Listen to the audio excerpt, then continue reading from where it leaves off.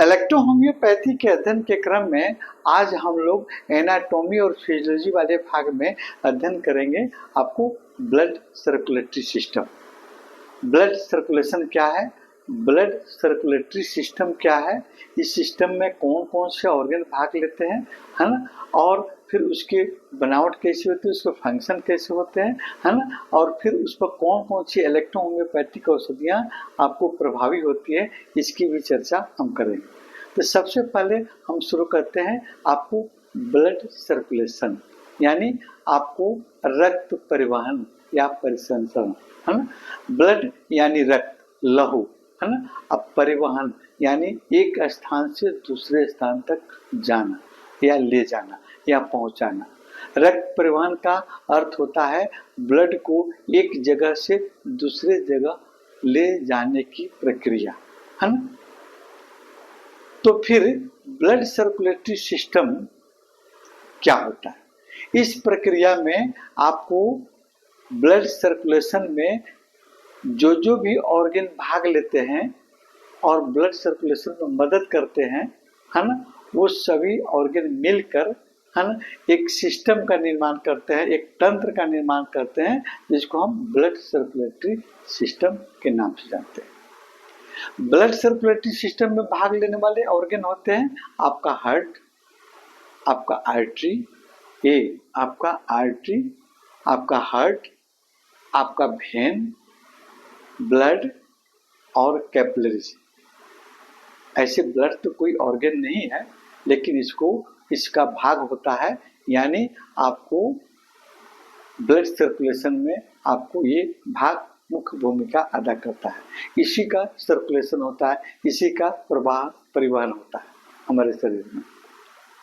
इस सिस्टम के द्वारा हमारे शरीर के प्रत्येक ऑर्गन में ब्लड, ऑक्सीजन और भोजन से प्राप्त पोषक तत्व को पहुंचाया जाता है, यानी हमारे शरीर के ऑर्गन में आपको भेजा जाता है, और उसमें जो अपशिष्ट पदार्थ जो बनता है वो बाहर निकाला जाता है।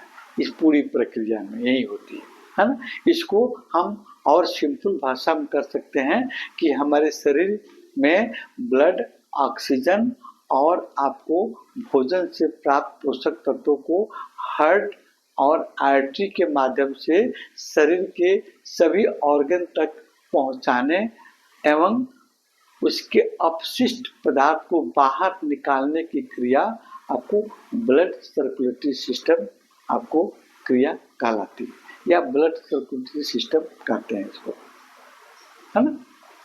तो अगर सही देखते हैं तो ब्लड सर्कुलेटरी सिस्टम में जो ऑर्गन भाग लेते हैं उसमें लंग्स की भी बहुत भूमिका होती है, अच्छी भूमिका होती है, और इधर किडनी की भी होती है। लेकिन हम केवल ब्लड सर्कुलेटरी सिस्टम का अध्ययन कर रहे हैं, तो इसमें हम आपको हार्ट, आर्टरी, वेन, कैपिलरीज और ब्लड के बारे में विशेष रूप से अध्ययन करेंगे, और उस पर कौन कौन सी इलेक्ट्रोहोम्योपैथिक औषधियाँ कार्य करती हैं उसकी भी हम चर्चा करेंगे। तो सबसे पहले हम देखते हैं आज पहले आर्टरी, है ना। आर्टरी क्या होता है? धमनी जिसको कहते हैं, है ना। धमनी क्या होता है?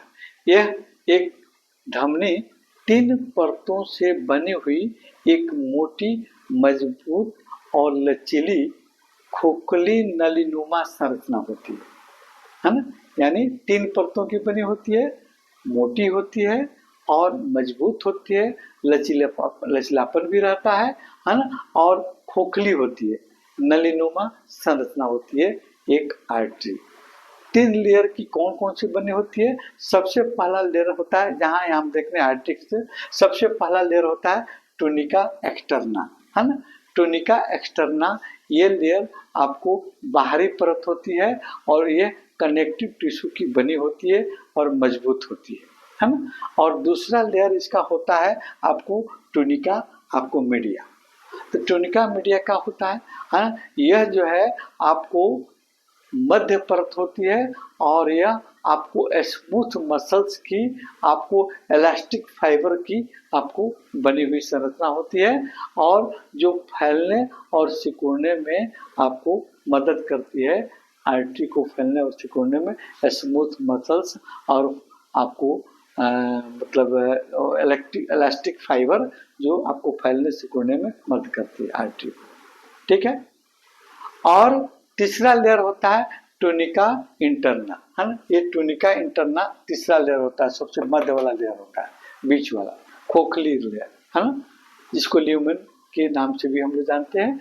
और ये जो है आपको टूनिका इंटरना जो है सबसे आपको भीतरी परत होती है और आपको एंडोथेलियम सेल्स की बनी होती है और ब्लड के प्रवाह को नियंत्रित करती है, उसको चिकना बनाती है, आपको मुलायम, आपको ब्लड के प्रवाह को में मदद करती है। और ये आपको इसमें वल्व नहीं पाया जाता है। ये हुआ आपका आर्टरी। आर्टरी का फंक्शन जब हम देखते हैं तो फंक्शन में आता है कि यह ब्लड को शरीर के सभी ऑर्गन तक पहुंचाने का कार्य करती है ना। ऑक्सीजन युक्त ब्लड, पोषक तत्वों से भरा ब्लड को हमारे शरीर के आपको सभी ऑर्गन तक पहुंचाने का कार्य करती है ना। और इसमें भोजन से प्राप्त पोषक तत्व रहते हैं और ऑक्सीजन रहता है, हाँ। और यह ब्लड प्रेशर को भी नियंत्रित करती है ना। इसकी दीवार मोटी होती है और जब हार्ट आपको ब्लड को पंप करता है तो उस समय आपको ये फैलती है ना। इसकी दीवार जो है आपको मोटी रहने के चलते जब हार्ट द्वारा आपको ब्लड का पंप किया जाता है तो फिर वो आपको फैलती और सिकुड़ती है, जिसके कारण ब्लड प्रेशर भी नियंत्रित होता है। शरीर के टेम्परेचर को भी नियंत्रित करती है ये आपका आर्टरी, है ना। और इस पर जो है ब्लड के प्रवाह को भी आपको एक दिशा में करती है। आर्टरी द्वारा ब्लड का प्रवाह जो हार्ट से ब्लड जो निकलता है एक ही दिशा में आपको भेजा जाता है, वो पुनः उससे लौट कर नहीं आता है ना। एक दिशा में या ऊपर या नीचे आपको भेजा जाता है हार्ट के पंप के माध्यम से। और आपके इलेक्ट्रोहोम्योपैथ में आर्टरी पर आपको काम करने वाली औषधि A1 होती है ना। और सेल टिश्यू ग्रुप से भी औषधियाँ इसमें आपको C1 या C2, है ना, या C5 का भी हम आपको प्रयोग करते हैं। जब आर्टरी में स्वेलिंग हो जाता है या कोई डिजीज होता है तो सेल टिश्यू ग्रुप की औषधि भी हम वहाँ लेते हैं। अगले क्लास में फिर हम आपको वेन के बारे में और कैपिलरीज के बारे में हम बताएंगे और उसको कौन कौन सी इलेक्ट्रोहोम्योपैथिक औषधियाँ काम करती है इसकी चर्चा भी हम लोग करेंगे।